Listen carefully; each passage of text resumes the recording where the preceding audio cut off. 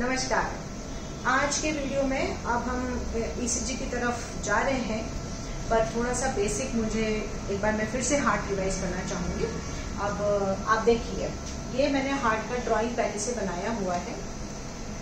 जैसे मैंने कहा था, हार्ट में 4 चेम्बर्स होते हैं, right atrium, right ventricle, left atrium, left ventricle, और राइट एट्रियम और राइट वेंट्रिकल के बीच में जो वैल्व है ये है ट्राइकस्पिड वैल्व, और लेफ्ट एट्रियम और लेफ्ट वेंट्रिकल के बीच में जो वैल्व है वो है माइट्रल वैल्व। ठीक है। और ये जो सारा वेंट्रिकल की जो लेयर्स है, पूरे हार्ट की लेयर्स, ये पूरा लेयर आपको दिख रहा है, ये है मायोकार्डियम, ये है बीच की लेयर, और इसके बाहर होएगी ऐसे पूरा पेरिकार्डियम। ठीक है, ऐसे पूरी पेरिकार्डियम होएगी। पेरी मीन्स सराउंडिंग, और जो अंदर है ये जहाँ ये पूरा ब्लड से भरे हुए हैं सब, अंदर की जो लेयर्स है ये इसके साथ, ये एंडोकार्डियम कहलाती है, जो इनर लाइनिंग है, और वैल्व्स को भी जो कवर करती हैं ये वैल्व्स है, ये भी सब एंडोकार्डियम कहलाएंगी। तो एंडोकार्डियम, मायोकार्डियम और एपिकार्डियम या पेरिकार्डियम। और ये जो मायोकार्डियम है ये पूरा मसल है, तो हार्ट इज अ मसल। और आप ये देख सकते हैं कि लेफ्ट वेंट्रिकल की जो मायोकार्डियम है मैंने सबसे मोटी बनाई है, क्योंकि जब हार्ट एक पंप है, हार्ट को ब्लड भेजना है, तो जो मसल कॉन्ट्रैक्ट करेगी तभी वो ब्लड भेज पाएगा, और सारा ज्यादा काम लेफ्ट वेंट्रिकल का इसमें कंट्रीब्यूशन है, तो उसकी मसल सबसे मोटी है।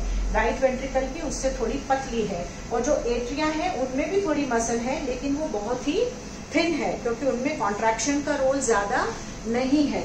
वो जब कॉन्ट्रैक्ट करते हैं तो वो सिर्फ ब्लड को इसमें भेजते हैं, जैसे राइट एट्रियम राइट वेंट्रिकल में ब्लड को भेजेगा। अब आप ये देख सकते हैं कि ये राइट एट्रियम और राइट वेंट्रिकल के बीच में ये जो ब्लू वाली है, एक मैंने बनाई है, ये आर्टरी है, इसको कहते हैं पल्मोनरी आर्टरी। तो ये पल्मोनरी आर्टरी आती कहाँ से है? राइट वेंट्रिकल से आती है, और पल्मो का मतलब होता है लंग्स। तो ये आगे जाके 2 हिस्सों में डिवाइड होके राइट और लेफ्ट साइड में लंग्स है इसकी तरफ, तो ये लंग को सप्लाई करेगी। So pulmonary artery arises from right ventricle and then it further divides, goes towards the both lungs and supply both lungs। और जो लेफ्ट वेंट्रिकल्स है उससे ये मैंने आर्टरी जो बनाई है इसको बोलते हैं एओर्टा।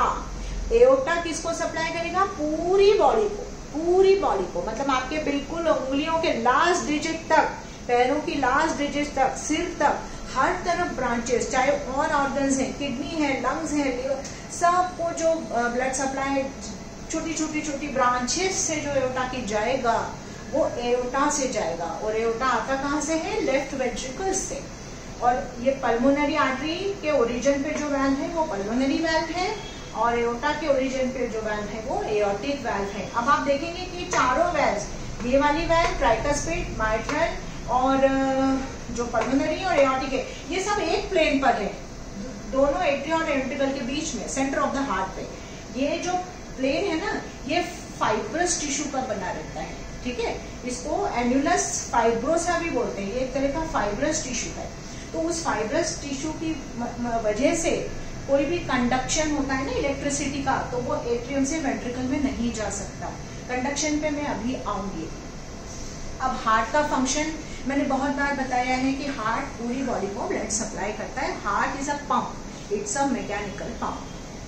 तो जो सर्कुलेशन है वो हमारे बॉडी में 2 तरीके के हैं, एक पल्मोनरी सर्कुलेशन और एक सिस्टेमिक सर्कुलेशन। सिस्टेमिक सर्कुलेशन मतलब जो पूरी बॉडी को ब्लड जाना, पल्मोनरी मतलब लंग्स को जाना। ठीक है।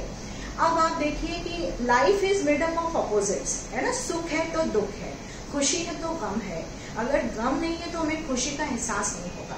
सिमिलरली हम कुछ भी खाते हैं तो वो भी वेस्ट में कन्वर्ट होता है। हर पूरा खाना हम यूज नहीं करते।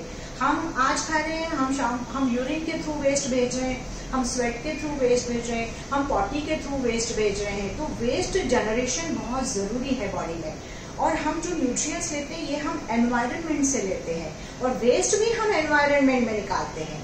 तो वो वेस्ट जो निकालते हैं, हम जैसे सांस ली, हमने ली और छोड़ी, हमने छोड़ी, तो हमने लिया क्या? ऑक्सीजन लिया, छोड़ा क्या? कार्बन डाइऑक्साइड छोड़ा। कार्बन डाइऑक्साइड हमारे लिए वेस्ट था। ठीक है।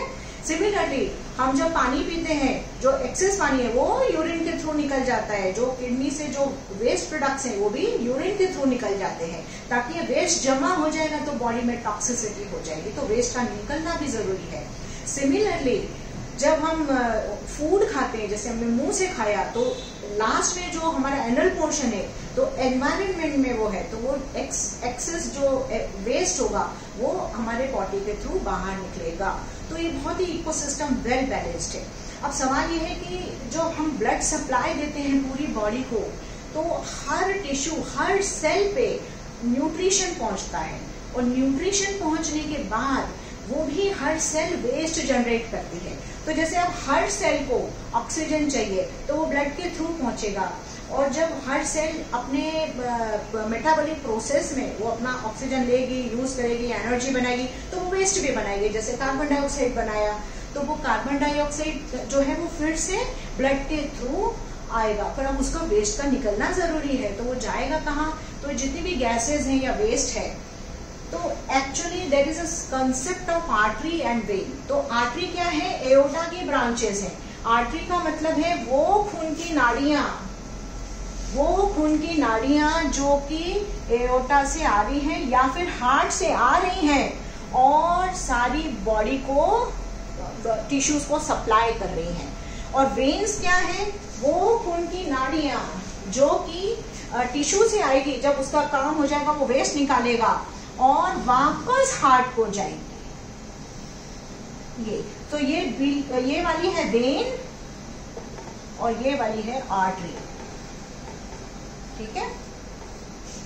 तो आर्टरी वो हुई जो हार्ट से आई, एओर्टा से आई और ब्लड को सप्लाई किया, और वेन वो हुई जिसने वेस्ट लिया टिश्यू से और वापस हार्ट में आई।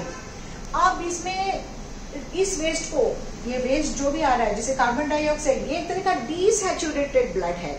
इसमें क्योंकि ऑक्सीजन की मात्रा कम है और कार्बन डाइऑक्साइड की मात्रा ज्यादा है, तो बॉडी में जो वेन्स है, प्रमुख दो वेन्स हैं। एक सुपीरियर वीना केवा है, ये राइट एट्रियम में खुलता है, और एक इंफीरियर वीना केवा है, ये भी राइट एट्रियम में खुलेगा, ठीक है, आईवीसी बोलते हैं। तो इंफीरियर वेना केवा हमारे निचले हिस्से से ब्लड उठाता है, पैर हुआ, पेट का हिस्सा हुआ, थाइज हुए, और जो एब्डोमेन के ऊपर का हिस्सा है, चेस्ट है, गला है, हेड है, उससे सुपीरियर वीना केवा ब्लड ला रहा है। सुपीरियर मतलब ऊपर का पार्ट, इंफीरियर मतलब नीचे का पार्ट, वीना मतलब वेन, बड़ी वेन, केवा मीन्स बड़ी वेन, ठीक है। तो ये सब क्या कर रहे हैं? वेस्ट को, मेटाबॉलिक वेस्ट को, यानी कि डीसैचुरेटेड ब्लड को लेकर आ रहे हैं राइट एट्रियम में। सो राइट एट्रियम से ब्लड कहाँ जाएगा? राइट वेंट्रिकल में, और राइट वेंट्रिकल से ब्लड कहाँ जाएगा? पल्मोनरी आर्टरी में, और पल्मोनरी आर्टरी से कहाँ पहुंचेगा? पल्मोनरी लंग्स में। और हमको पता है कि लंग्स में जो है वो प्यूरिफिकेशन की प्रक्रिया होती है। उसमें क्या होता है कि जैसे सपोज ये मैंने लंग्स बना दिए, तो इस लंग्स में जो ब्लड आया छोटे छोटे ब्रांचेस में कन्वर्ट हो गया, और इतनी पतली कैपिलरीज बन जाती हैं। वेन भी ना छोटी छोटी ब्रांचेस में डिवाइड होगी, तो इतनी पतली कैपिलरीज बन जाएंगी, तो जो हम सांस लिया, हमारी ऑक्सीजन पहुंची, वो ब्लड के थ्रू कैपिलरीज के वहां गई, तो यहाँ पे जो है कैपिलरीज से फिर ब्लड एक्सचेंज होता है। ऑक्सीजन ब्लड में आता है, और जो वेस्ट है वो भी ब्लड में निकलता है, और वो बाहर हवा में निकल जाएगा, और जो ऑक्सीजन आएगा, अब वो ऑक्सीजनेटेड ब्लड हो गया, वो यहाँ पे खुलेगा लेफ्ट एट्रियम में, ठीक है। इनको हम पल्मोनरी वेन्स बोलते हैं, पल्मोनरी वेन्स।